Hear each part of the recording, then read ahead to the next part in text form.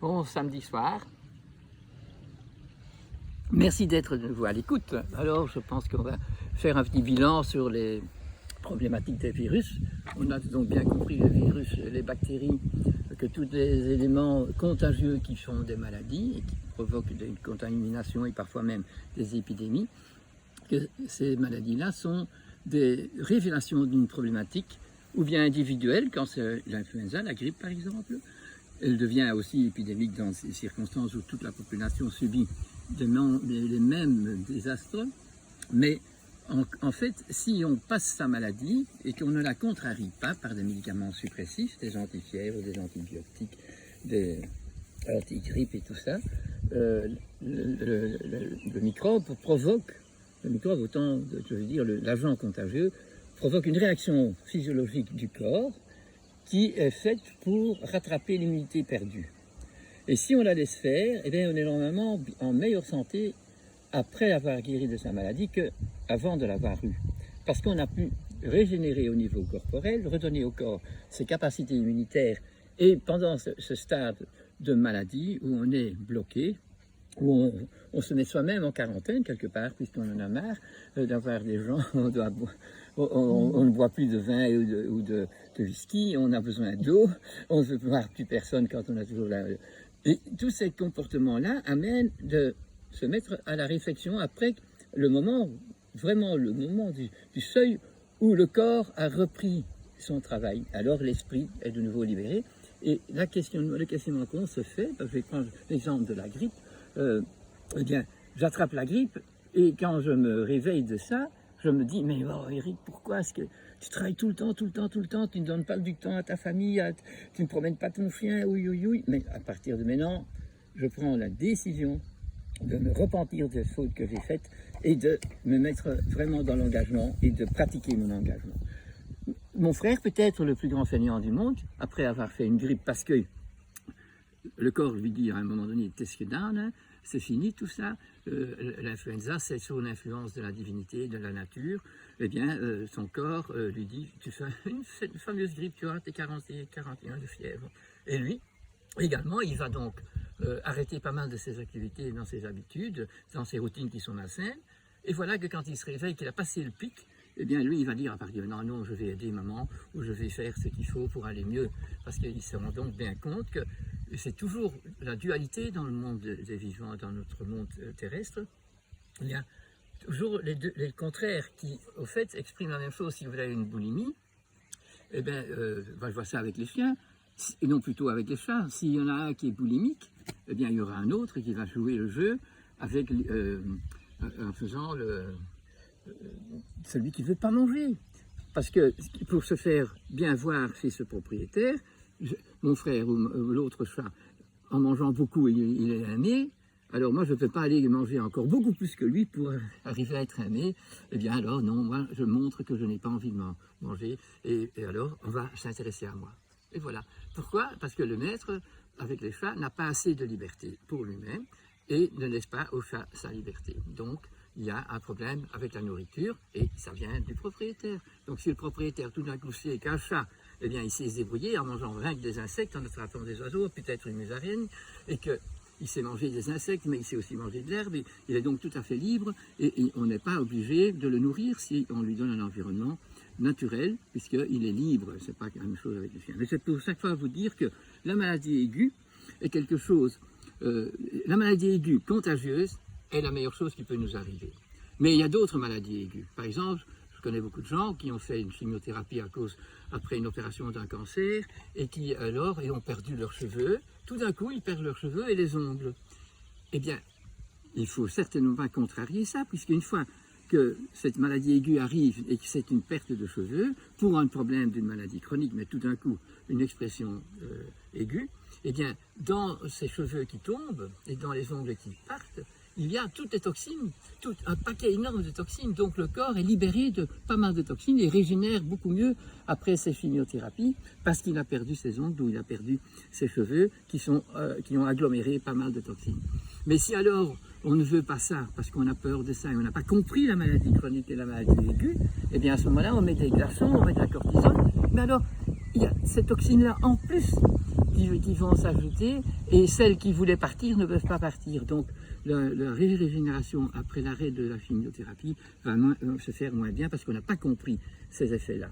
Donc la contagion, c'est bien ce qui fait que le monde redevient solidaire, que nous pouvons de nouveau voir des animaux de toutes sortes dans une petite ferme, que nous pouvons nous-mêmes ne plus être racistes, que nous pouvons nous-mêmes de nouveau rechercher chez le confrère ou rechercher chez les gens d'une autre race ce qui est spécifique d'eux, et que, espérons-le, que nous-mêmes aussi, nous allons garder des valeurs de nos origines, de notre généalogie, de notre famille.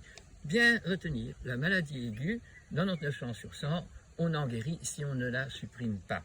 Elle exprime alors quelque chose d'important, et si on y réfléchit, on peut découvrir la raison, le phénomène qu'il faut changer dans sa vie pour arriver justement à être libéré de ça et pouvoir s'engager avec cœur et âme à faire mieux ce qu'il faut faire sur Terre, à ne plus s'agripper à cet égoïsme énorme, à cette économie énorme qui refuse l'écologie, qui refuse de voir qu'on s'est trompé. On n'aurait pas dû faire la bombe atomique, on n'aurait pas dû employer l'énergie atomique. Il y a beaucoup d'autres moyens meilleurs, et ce virus qui vient maintenant nous dit vraiment on a été trop loin.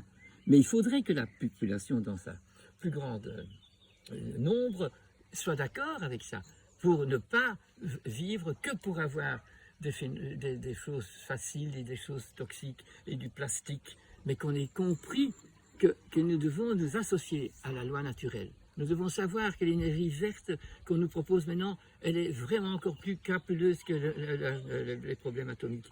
Que l'énergie, donc, que le recyclage doit se faire d'une façon circadienne, ça veut dire tous les jours on devrait se relever le matin rafraîchi parce qu'on a bien fait et on a décidé d'arrêter ces choses qu'il ne fallait pas arrêter et qu'il ne fallait pas faire. Et donc, si on n'a pas réussi d'une façon circadienne, donc journalière, de se guérir, alors peut-être qu'hebdomadairement on le fera. Et si ça ne marche pas tous les mois, ou si ça ne marche pas tous les trimestres, si ça ne marche pas à l'année, mais plus souvent, plus on accumule, moins facile sera la remise en ordre. Il faut savoir recycler. Alors, qu'est-ce qui est le recyclage? Je vous l'avais déjà expliqué. Nous avons le monde minéral. Le monde minéral, il est vital, mais il ne vit pas. Le monde des plantes et des bactéries et le monde des champignons, il réussit à prendre des éléments du monde minéral, que ce soit dans l'air, que ce soit dans la terre, que ce soit dans l'eau, pour le mettre dans un code génétique. Ça veut dire qu'il y a une membrane qui retient toutes les données qui sont données par le noyau de la cellule ou par la fabrication d'une membrane qui est perméable que pour les éléments qui peuvent rentrer et qui sont nécessaires pour faire le métabolisme qui est nécessaire selon la génétique créée et qui remet à l'extérieur, ou quand c'est dans un organe d'une cellule, d'un organe à un autre organe, une mission, un métabolite qui est nécessaire pour l'épanouissement de l'individu. Et d'un individu, ça va à l'épanouissement de la race ou de la sorte, et ça va dans l'épanouissement de l'environnement. Donc tout est toujours connecté. Alors la plante, une fois qu'elle est venue, elle aussi, elle va faire, quand il y a de la lumière, du CO2, elle va le transformer par le chlorophylle en oxygène et en carbone, ce qui peut redonner des vies partout, et que tous les animaux qui ont besoin d'oxygène puissent le faire, puissent se sentir en bonne santé.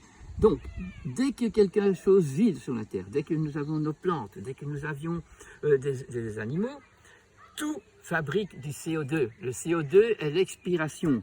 Nous expirons tout le temps du CO2. Et ça, c'est ce qu'on va redonner aux plantes qui ont besoin de ça pour aller bien.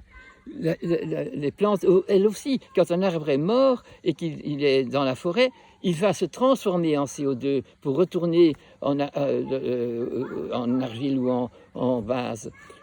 Ce retour est nécessaire et c'est le CO2 qui est la molécule de transformation, de recyclage.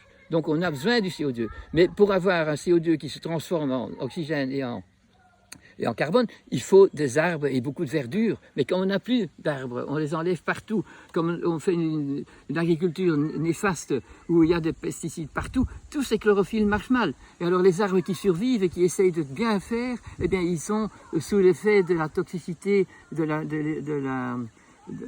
la pluie toxique que fait l'industrie autour de nous. Donc il faut penser à arrêter notre Titanic lentement mais sûrement, en transformant beaucoup de choses et en rééduquant et en aidant la nouvelle génération, en participant avec eux à une régénération, mais par un discernement. Donc ce discernement est tellement nécessaire. Aucun microbe ne peut être tué, exterminé, aucun parasite non plus. Ils sont là pour nous donner, ils deviennent toxiques ou ils font des maladies parce que c'est trop loin. Donc il faut remettre des poules quand il y a des chevaux, quand on a une petite ferme. On ne peut pas avoir un endroit stérile où il n'y a qu'une sorte d'animaux mammifères. Il faut une communication, et cette communication doit aller jusqu'au bout.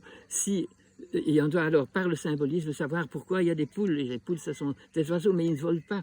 Pourquoi il y a des oiseaux chanteurs? Pourquoi il y en a d'autres qui sont des pies et qui viennent piller vos bijoux? Et pourquoi, quand eux disparaissent, ce sont des animaux tout noirs qui sont là? Mais ils ont une fonction.